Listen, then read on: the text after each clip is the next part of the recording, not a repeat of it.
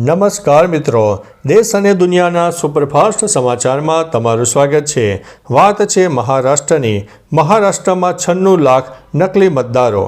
મહારાષ્ટ્રમાં ટૂંક સમયમાં યોજાનારી સ્થાનિક સ્વરાજ્યની ચૂંટણીઓ પહેલાં રાજ ઠાકરે ચૂંટણી પંચ ઉપર ગંભીર આરોપ લગાવ્યા છે। તેમના જણાવ્યા મુજબ રાજ્યમાં 96 લાખ નકલી મતદારો નોંધાયેલા છે। તેમણે માગણી કરી છે કે આ નકલી નામો દૂર કર્યા વગર ચૂંટણી યોજવી ન જોઈએ।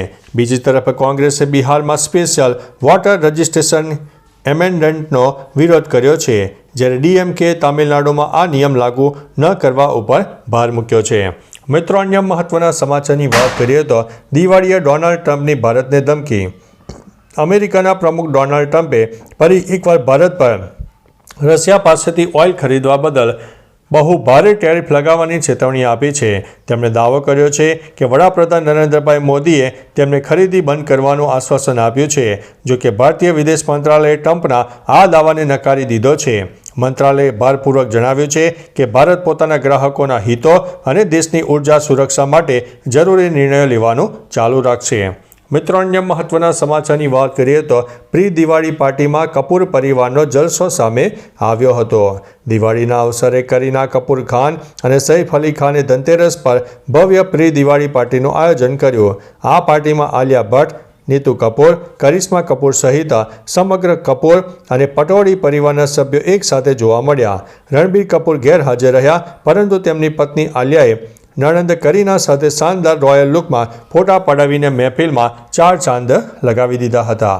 મિત્રો, અન્ય મહત્વના સમાચારની વાત કરીએ તો બીએપીએસ સંચાલિત પ્રેમવતી શાકમાંથી ઈયળ નીકળી છે।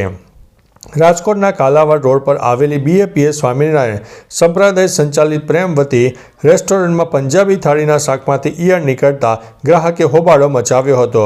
શુદ્ધ શાકાહારી ભોજનના દાવા વચ્ચે રેસ્ટોરન્ટ ચાલકોની ગંભીર બેદરકારી સામે આવી છે। ગ્રાહકે આ બીજી વખત બન્યાનો આક્ષેપ કર્યો છે। આ રેસ્ટોરન્ટ સામે ફૂડ સેફ્ટી કાયદા હેઠળ આરોગ્ય વિભાગ શું દંડાત્મક કાર્યવાહી કરશે તે હવે મોટો સવાલ છે। મિત્રો, અન્ય મહત્વના સમાચારની વાત કરીએ તો ભગવાન કરે આવી પત્ની કોઈને ન મળે। મદ્રાસ હાઈકોર્ટે એક મહિલાની ભરણપોષણ અરજી રદ કરી છે। મહિલાએ તેના લકવાગ્રસ્ત પતિ પાસે દર મહિને 30,000 રૂપિયાની માગણી કરી છે। પતિએ દલીલ કરી કે તે 65 વર્ષનો છે અને લકવાગ્રસ્ત છે। માત્ર 5 થી 10,000 રૂપિયા પેન્શન આવે છે, જેમાંથી સારવાર ખર્ચ જ પૂરો થાય છે। જસ્ટિસ એલ વિક્ટોરિયા ગૌરીએ કહ્યું છે કે સીઆરપીસી કલમ 125 હેઠળ પત્નીને ભરણપોષણનો અધિકાર છે, પણ તે પતિની આર્થિક ક્ષમતા પર નિર્ભર છે, તેથી અરજી રદ કરવામાં આવી છે। મિત્રો, અન્ય મહત્વના સમાચારની વાત કરીએ તો વડોદરાના રોડ ઉપર મહાકાય મગરની કૂદાકૂદ જોવા મળી।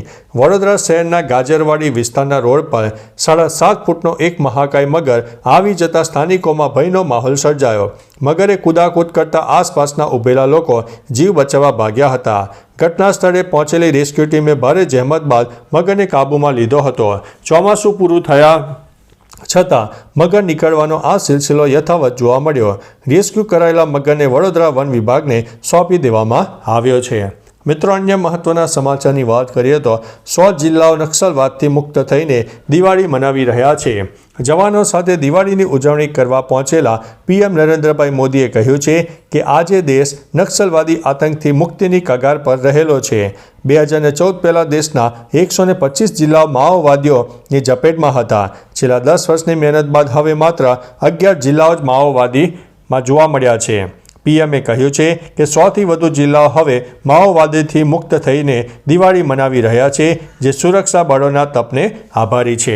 મિત્રો, અન્ય મહત્વના સમાચારની વાત કરીએ તો કરૂર ઘટના બાદ વિજયનો રાજકીય વલણ બદલાયો। કરૂર ઘટના બાદ વિજય થલાપતિએ પોતાના રાજકીય વલણમાં ફેરફાર કર્યો હોવાનું સૂત્રો જણાવે છે। હવે તેમનો મુખ્ય ધ્યેય ડીએમકે વિરોધ પર કેન્દ્રિત છે। વિજયે પોતાના કાર્યકરોને કોંગ્રેસ અને વીકેસીને એક સાથે લાવવાનો પ્રયાસ કરવા કહ્યું છે। પ્રથમ પગલાં તરીકે વિજય રાહુલ ગાંધી સાથે મુલાકાત કરી શકે છે, જે કરૂર આવવાના છે। જોકે વીકેસીને ગઠબંધનમાં સામેલ કરવો સૌથી મોટો પડકાર માનવામાં આવી રહ્યો છે।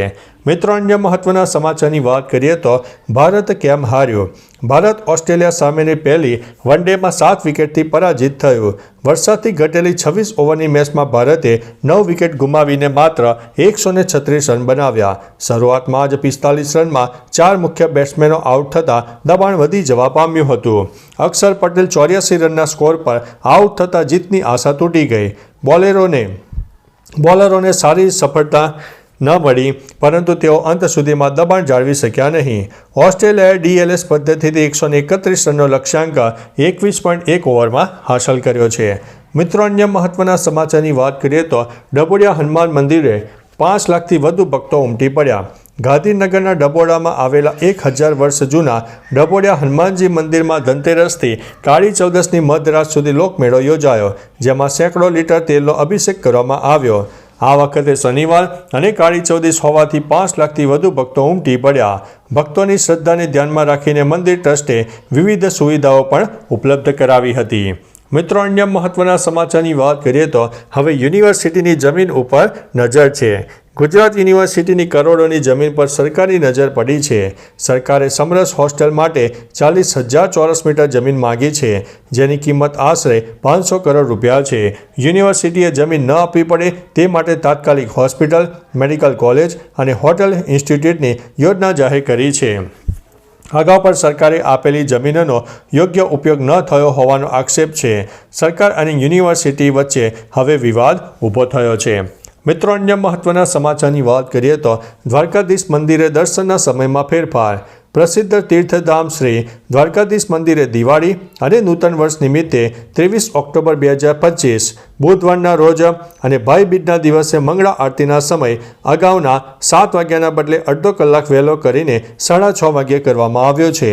વહીવટદાર કચેરીએ સર્વે વૈષ્ણવોને આ સુધારાને ધ્યાનમાં રાખીને દર્શનનો લાભ લેવા માટે વિનંતી કરવામાં આવી છે. મિત્રો, અન્ય મહત્વના સમાચારની વાત કરીએ તો ફટાકડાથી આંખ કે ચામડીને તકલીફ થાય તો આટલી વાત ધ્યાનમાં રાખજો. દિવાળીના તહેવારો દરમિયાન ફટાકડાથી નાની ચિનગારી પણ ગંભીર ઈજા પહોંચાડી શકે છે. જો બળતરા થાય કે આંખમાં કણ જાય તો ઈજાગ્રસ્ત ભાગને 10થી 15 મિનિટ સુધી ઠંડા પાણીથી ધોવો. આંખને મસળવી નહીં. કોઈ પણ ઘરેલું ક્રીમ ન લગાવો, કેમ કે સ્થિતિ બગડી શકે છે. તરત ઢીલી પટ્ટી બાંધીને નેત્ર વિશેષજ્ઞ અથવા તો ડૉક્ટર પાસે પહોંચી જાઓ. ફટાકડા ફોડતી વખતે સુરક્ષા સાધનો વાપરવા અને અંતર જાળવવા માટે જરૂરી છે. તો ચાલો મિત્રો, ફરીથી દેશ અને દુનિયાના સુપરફાસ્ટ સમાચાર લઈને મળતા રહીશો. ત્યાં સુધી અમને રજા આપશો. નમસ્તે.